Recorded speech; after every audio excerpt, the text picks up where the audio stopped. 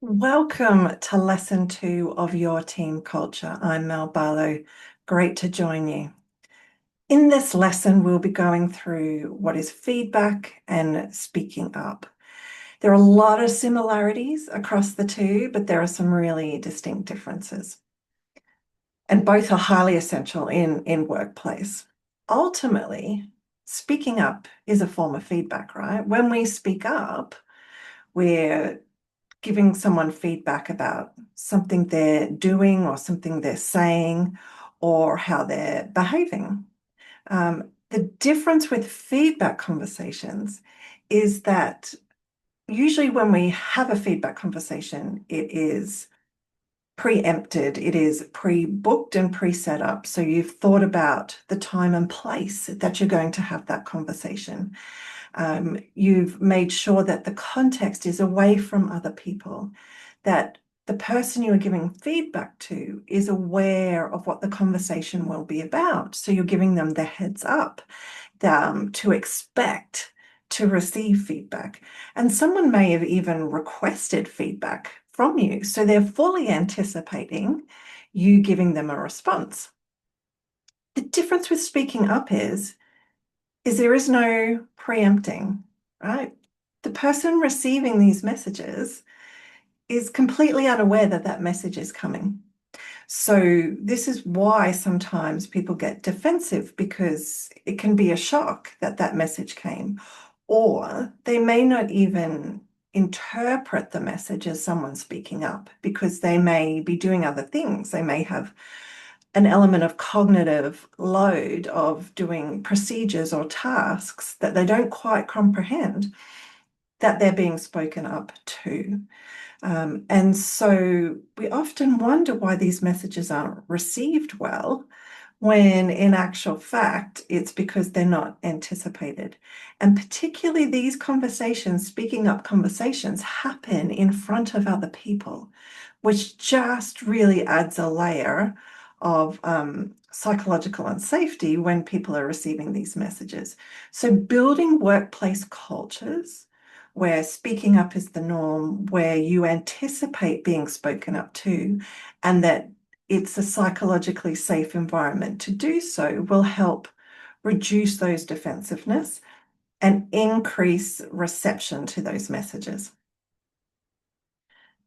So you would have seen in lesson 1, I gave you a few definitions, and one was around speaking up. So typically speaking up is around challenging someone of higher authority. So literally you're going up the hierarchy chain.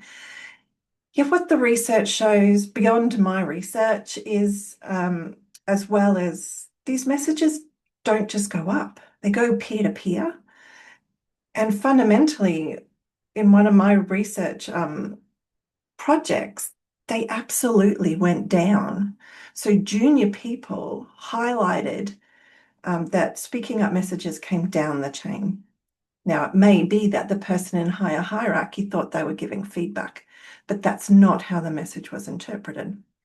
So in another course we do, we talk about intent and impact. So this is where those dynamics come into play and where misunderstanding happens. The reason throughout, if you do any of reframing conversation courses, you'll hear the term safety negotiation rather than speaking up. So speaking up is just purely the act of saying your concern or saying the set phrases you've been taught to say. It is not the conversation. And so when we look at speaking up training, that's it. We focus on the act of speaking up and we practice those set phrases. And we wonder why these conversations are so hard, because we don't teach people how to engage in the conversation beyond the set words. We say the set words and then we think our job is done, when in actual fact, they're really just the opening lines to a conversation. In the reframing conversations definition, we talk about speaking up needs to occur until a resolution is achieved, and this is done through negotiation. Now, I've had some pushback on that definition because people say speaking up doesn't have to lead to an outcome. But my My argument and pushback on that is, why are we speaking up if we don't want an outcome? We obviously see that something needs to be changed, right? Or something needs to be done differently or considered. So, how do we get to that point if we're only saying set phrases and not engaging in a conversation and a negotiation of how to get there? And a resolution doesn't have to mean mutual agreement. It could mean we can't come to a resolution and we need to get immediate assistance from someone else or someone higher up. That's an outcome, right? But we have to have a conversation to get there. So we need to think about these as not just the act of speaking up, but actually engaging in a conversation. And that's what will make the difference. And that's what makes reframing conversations differently. We equip people to have conversations and not just say set phrases. You'll also in the lesson start hearing the terms listening to respond versus listening to understand. And they're very different things. So often when you're listening to respond, you're not actually listening. You're just hearing words because in your brain, you're trying to think of what's my comeback going to be? How am I going to defend myself? And you're not actually understanding the message that is coming. Listening to understand is actually being more curious than certain and actually pausing and trying to understand what the message is.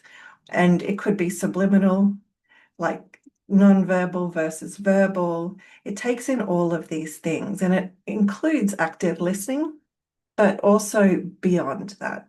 So we'll introduce those concepts. And these concepts in other of the courses here at Reframing Conversations go into these concepts a lot deeper. And we give some really great examples of how to do this in your workplace.